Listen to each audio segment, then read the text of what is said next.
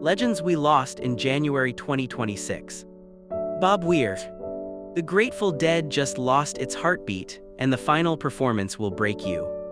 Bob Weir died on January 10, 2026 at 78 years old. He was a founding member of the Grateful Dead, the rhythm guitarist who gave us Sugar Magnolia and Truckin' and playing in the band. He was diagnosed with cancer months before his death, but instead of resting, he performed one last time in August 2025 at Golden Gate Park for the band's 60th anniversary. 78 years old, fighting cancer and still on stage. That was Bob Weir. For 60 years, Weir was the soul of the Grateful Dead. He and Jerry Garcia created something bigger than music. They built a family, a counterculture movement that turned concerts into spiritual experiences. Even after Garcia died in '95, Weir kept the music alive. He formed Dead and Company with John Mayer, toured with Wolf Bros, played with symphony orchestras. He once said the band's music would have a 300-year legacy. Bob Weir died from cancer surrounded by family, but he died knowing he gave everything to the music. The long, strange trip is over, but the songs will never stop playing. Catherine O'Hara. Kevin, if that scream just played in your head, this news is going to hurt.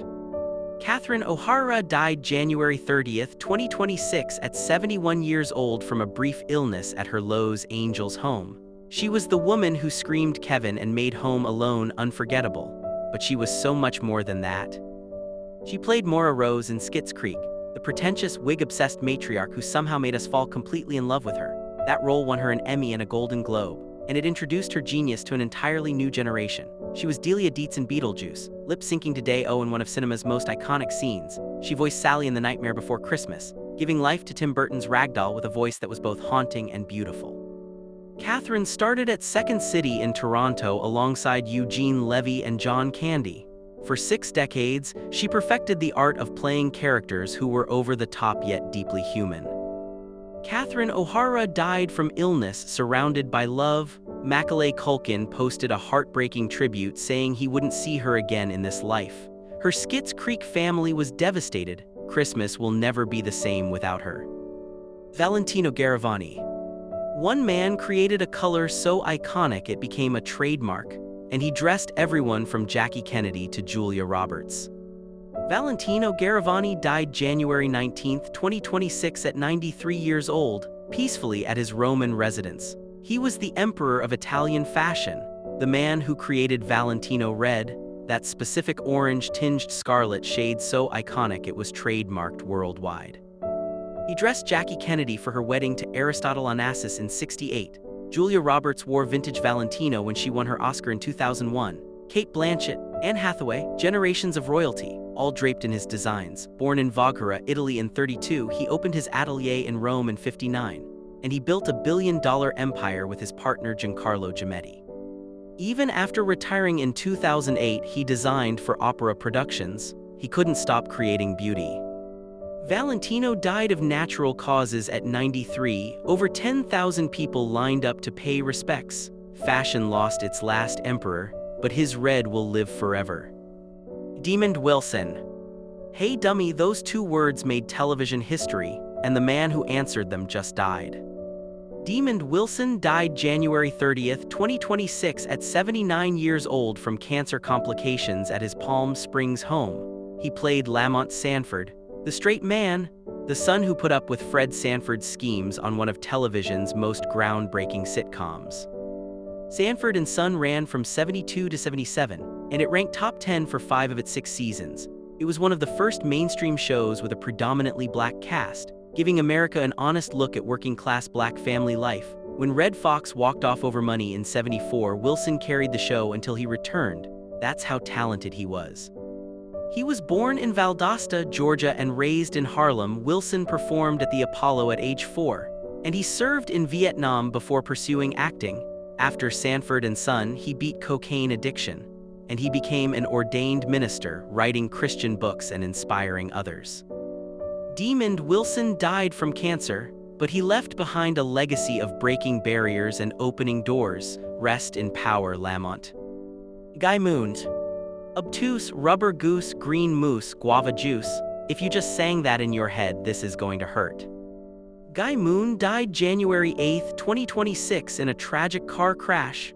He was the man who composed the Fairly Odd Parents theme song. that ridiculously catchy, impossible-to-forget melody that defined childhoods in the 2000s. Moon was a television composer who brought joy to millions of kids. His music wasn't just background noise. It was the soundtrack to Saturday mornings, to cereal bowls and pajamas and not wanting to go outside. The Fairly Odd Parents theme became so iconic that decades later people still know every word. His family announced his death on Facebook. The outpouring of love from fans who grew up with his music was immediate and overwhelming. Guy Moon died in a car accident far too soon, but his music is immortal. Rest in peace to the genius behind our childhood joy. Roger Allers. Circle of Life's Hakuna Matata, Can You Feel the Love Tonight? One man brought them all to life. Roger Allers died January 17, 2026 at 76 years old. He was the co-director of Disney's The Lion King and the co-writer of the Tony Award-winning Broadway adaptation. He was the man who gave us Simba, Mufasa, and the Pride Lands. The Lion King wasn't just a movie. It was a cultural phenomenon that defined the Disney Renaissance of the 90s. It blended Shakespearean tragedy with African culture and pure Disney magic. The film became one of the highest-grossing animated movies of all time. The Broadway show is still running strong decades later, and it's been seen by over 100 million people worldwide.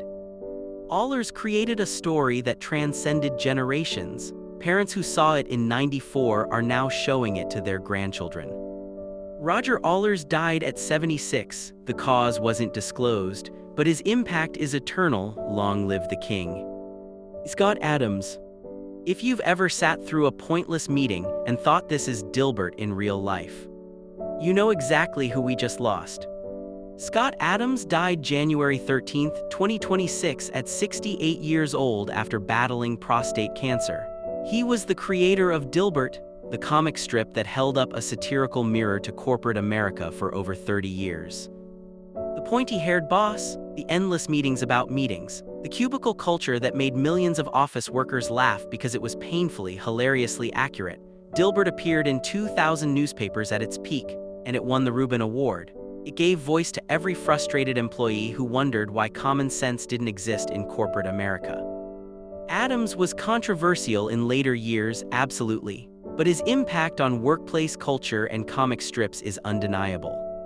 Scott Adams died from prostate cancer. Corporate dysfunction will never be this funny again. Rest in peace to the voice of cubicle workers everywhere. Sidney Kibrick. The last surviving member of the Little Rascals, and with him, a direct connection to Hollywood's golden age. Sidney Kibrick died January 3, 2026 at 97 years old. He was one of the original cast members of Our Gang and the Little Rascals. He played Woim in dozens of shorts during the 1930s, bringing laughter to Depression-era America when people desperately needed it. Those black and white shorts of kids getting into mischief became timeless classics. Generations discovered them through reruns, passing down the joy from grandparents to parents to children. Sidney Kibrick was a living connection to that era, to a Hollywood that existed before television, before color film, before everything we take for granted now. 97 years of life, decades of making people smile across generations. Sidney Kibrick died at 97 from natural causes. The Little Rascals will live forever, and so will his legacy. Sly Dunbar. If you've ever felt a reggae beat in your soul, you've felt Sly Dunbar. Sly Dunbar died January 26, 2026 at 73 years old from cancer at his home in Kingston, Jamaica. He was one half of the legendary production duo Sly and Robbie. He was the rhythmic heartbeat behind some of the greatest music ever recorded.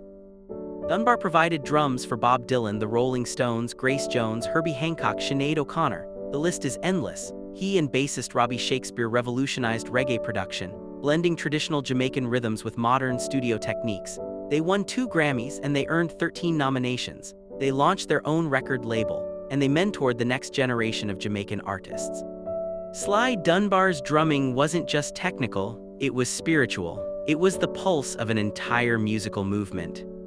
Sly Dunbar died from cancer, leaving behind a legacy that changed music forever. Kingston lost a king, the world lost a rhythm master.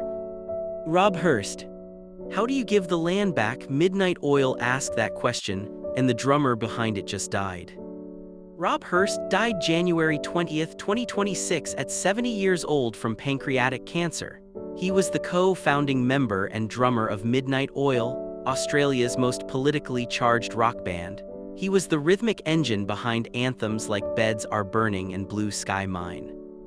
Midnight Oil wasn't just a band. They were activists, environmental warriors, political firebrands. Hurst co-wrote their biggest hits, songs that challenged governments and corporations, that demanded justice for Indigenous Australians, that screamed against environmental destruction. They played at the closing ceremony of the Sydney Olympics in 2000, and they used the global stage to wear suits that said sorry in support of reconciliation. Hurst didn't just keep time, he kept the band's conscience beating. Rob Hurst died from pancreatic cancer. Australia lost a musical legend and a moral compass all at once. Their memory lives on forever.